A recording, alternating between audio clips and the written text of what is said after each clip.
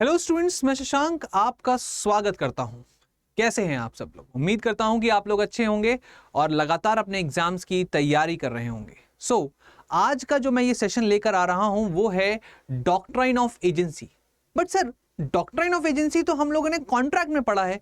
यहाँ पे भारतीय साक्ष्य अधिनियम में कहां से ये डॉक्ट्राइन ऑफ एजेंसी आता है? बिल्कुल आता है, और इसी को आज हम लोग डिस्कस करने वाले हैं। उम्मीद है कि आप लोग जो है इस सेशन को पूरा देखेंगे, इस पूरे वीडियो को देखेंगे, और अगर आपको ये सेशन अच्छा लगे तो इसे शेयर करिए, लाइक करिए एंड सब्सक्राइब भी करिएगा। डॉक्ट्राइन ऑफ एजेंसी ये आपका इंडियन एविडेंस एक्ट का सेक्शन नंबर 10 था और आपके भारतीय साक्ष्य अधिनियम का सेक्शन नंबर 8 है। चलिए पूरी चीजों को समझते हैं। अगर मैं आपसे बात करूं कि यहां पर एक केस ले लेते हैं, जैसे एग्जांपल के तौर पे अगर मैं एक केस लूं जिसमें एक व्यक्ति है जो कि अपने घर में अपने पत्नी और उसकी जो एक बहन है उन दोनों को मारता है, पीटता है और उसके बाद उनसे बहुत ही नाखुश रहता है। और थोड़े दिन बाद जब उसे ऐसा लगता है कि अब इनको रखना बिल्कुल भी संभव नहीं है, तो वो कुछ अपने दोस्तों के साथ मिलकर जो बी और सी हैं उनको बुलाता है, उनसे उनके साथ एक प्लान बनाता है और ये डिसाइड करता है कि पहले मैं इन दोनों बहनों को लेके जाऊंगा इनके बुआ के घर पे जाने के बहाने। वहां पर इनको मैं कुछ ना कुछ मिला दूंगा इनके ड्रिंकिंग एस्पेंट्स में, और उसके बाद इनको बेहोश कर देंगे, और इनके बाद तुम दोनों मेरे साथ जुड़ जाना, और उसके बाद हम ये गाड़ी जो है इसको खाई में ढकेल देंगे।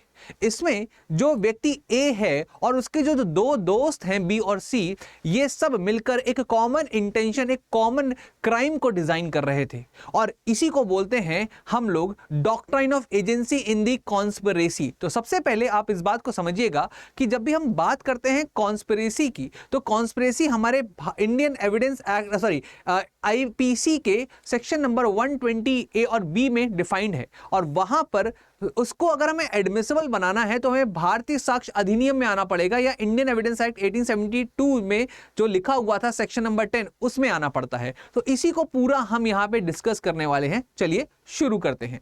तो सबसे पहले अगर मैं आपसे बात करूं डॉक्ट्राइन ऑफ एजेंसी होता क्या है, तो डॉक्ट्राइन ऑफ एजेंसी अगर हम लोग बात करें तो also known as law of agency is a legal area that governs the relationship between the principal and an agent.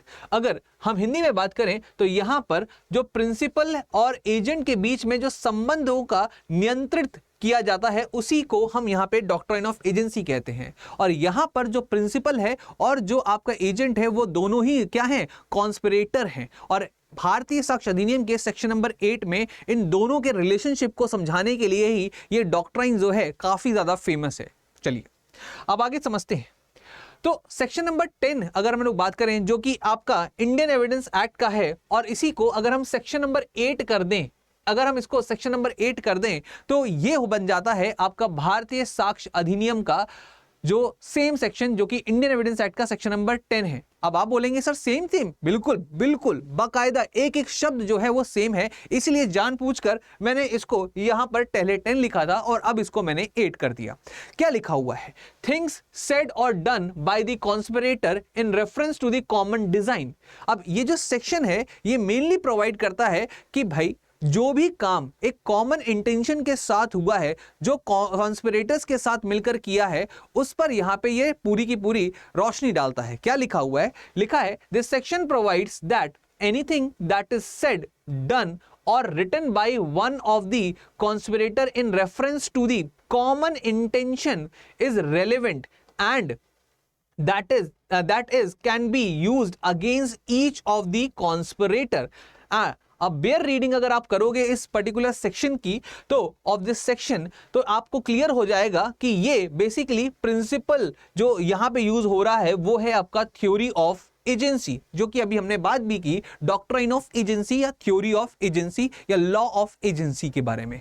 चलिए अब यहां पर अगर हम आपसे बात करें तो आपको यह स्पष्ट हो गया है कि यहां पर कोई भी व्यक्ति जो कि एक मेन क्राइम में इन्वॉल्व है, ऑफेंस करने वाला है, उसके साथ जो भी लोग जुड़े हुए हैं वो सारे के सारे आपके कॉन्स्पिरेटर्स हो जाते हैं। और वो जब एक कॉमन डिजाइन में कोई नया काम करते हैं जो कि एक तरीके का इल्लीगल वर्क होता है, या किसी तरीके का ऐसा काम कर रहे हैं जो कि आईपीसी या हम कह सकते हैं बीएनएस जो है उसके द्वारा दंडनीय है, तो वो सब आपका एक इलीगल ऑफेंस कर रहे हैं, या एक ऑफेंस कर रहे हैं, या इलीगल एक्ट कर रहे हैं।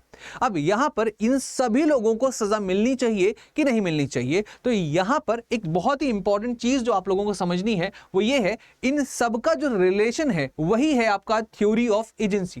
Theory of agency is one of the most important point two establish conspiracy and liability of conspirator. अब जब भी हम बात करते हैं एजेंसी के सिद्धांत की, तो यहां पे जो षड्यंत्र है और उसके जो सह षड्यंत्रकारी हैं, या हम हिंदी में बात करें तो हम कह सकते हैं सह साजिशकर्ता जो हैं, उनका दायित्व स्थापित करने के लिए हमें यहां पे डॉक्ट्राइन ऑफ एजेंसी की जरूरत होती है। यहां पर अगर हम बात करें एजेंसी यहां पे किस तरीके से अंडरस्टूड की जा सकती है, एक साजिश में जो एजेंसी है वो अगर हम देखें तो इस प्रकार समझा जाता है कि सामान्य इरादे को आगे बढ़ाने में एक साजिशकर्ता का कार्य अन्य सह साजिशकर्ता का जो को बांधता है, वही यहां पे एजेंसी के रूप में इस्तेमाल किया गया है। मतलब अगर कोई एक व्यक्ति है जो एक ऑफेंस करना चाहता है और उसके साथ जो भी लोग जुड़े हुए हैं जो उस ऑफेंस को आगे बढ़ा रहे हैं या इन दी फर्दरेंस ऑफ द क्राइम कर रहे हैं, वो सब इसमें साजिश करता है। तो क्वेश्चन एक बहुत ही इंपॉर्टेंट आता है कि क्या इन सबको सजा मिलनी चाहिए? तो यहां पर पहले आपको यह समझना होगा कि जो को कॉन्स्पिरेटर्स होते हैं उसको वो किस किस तरीके के हो सकते हैं। को कॉन्स्पिरेटर्स दो तरीके के हो सकते हैं। यहां पर अगर मैं आपसे बात करूं, जो को कॉन्स्पिरेटर हैं एक वो होते हैं जो एक्टिवली पार्ट लेते हैं, और दूसरे होते हैं जो जिन्होंने कोई पता भले ही होगा उनको, पर उन्होंने किसी तरीके का प्रेजेंस वहां पर नहीं दिखाया होगा और यहां पर उनका किसी भी तरीके का एक्टिव इन्वॉल्वमेंट नहीं होगा। तो यहां पे सुप्रीम कोर्ट ने क्या कहा, इसको भी थोड़ा सा समझते हैं। सुप्रीम कोर्ट कहता है, सुप्रीम कोर्ट ने कहा कि भाई जो भी आपके कॉन्स्पिरेटर जो पार्टिसिपेट करते हैं और जो आपके कॉन्स्पिरेटर जो पार्टिसिपेट नहीं करते हैं, इन दोनों में फर्क है। और इन दोनों को यहाँ पे एक इंटरप्रेट करते हुए, स्ट्रिक्ट इंटरप्रेट करते हुए उन्होंने कहा कि भाई जो लोग एक्टिवली इसमें पार्ट नहीं ले रहे हैं, after a common design, after the common intention is been measured, तो फिर उनको हम सजा नहीं देंगे।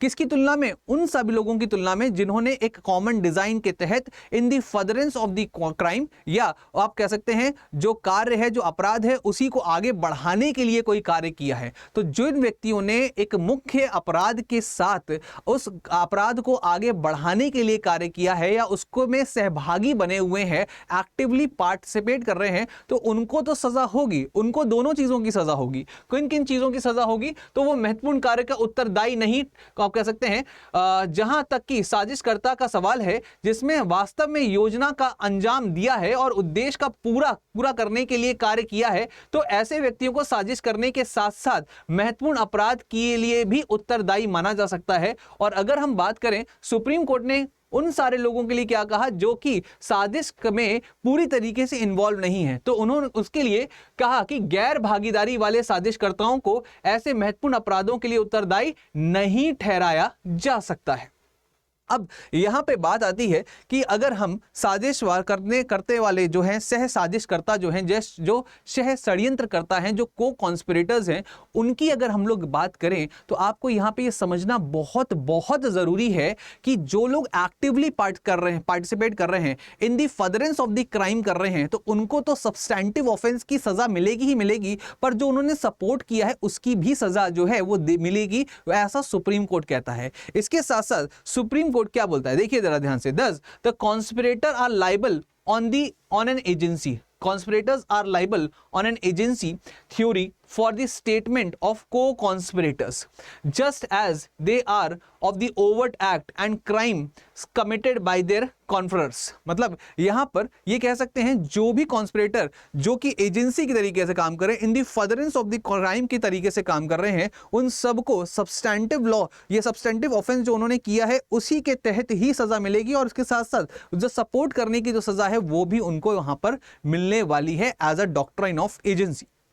अब यहां पे बात आती है सेक्शन नंबर 10 को अगर हम पढ़ें तो उसमें एडमिसिबिलिटी के लिए कुछ एसेंशियल्स जो हैं वो जरूरी होते हैं, जो कि किसी भी एक कॉन्स्पिरेटर को कॉन्स्पिरेसी करने के लिए उत्तरदायी बना सकते हैं। तो चलिए समझते हैं वो कौन कौन से आपके एसेंशियल एलिमेंट्स हैं। तो एडमिसिबिलिटी ऑफ स्टेटमेंट ऑफ को कॉन्स्पिरेटर्स की अगर हम लोग बात करें तो सेक्शन नंबर 8 ऑफ भारतीय साक्ष्य अधिनियम and section number 10 of Indian evidence act, दोनों ही जो हैं वो दो रिक्वायरमेंट्स के बारे में बात करते हैं। दो requirements of section number 8, that is पहला है proof of the existence of the conspiracy and applying the rule of agency for imposing the liability, और उसके बाद admissibility of the statement of the को कॉन्स्पिरेटर, और थर्ड जो है वो है आपका understanding the confessional statements in case of conspiracy. अब कहने का तात्पर्य क्या है, यहां पे समझिएगा सेक्शन नंबर 10 में दो आपके रिक्वायरमेंट्स हैं। पहला रिक्वायरमेंट अगर आप देखोगे तो आपको पता चलेगा कि एग्जिस्टेंस ऑफ कॉन्स्पिरेसी है कि नहीं।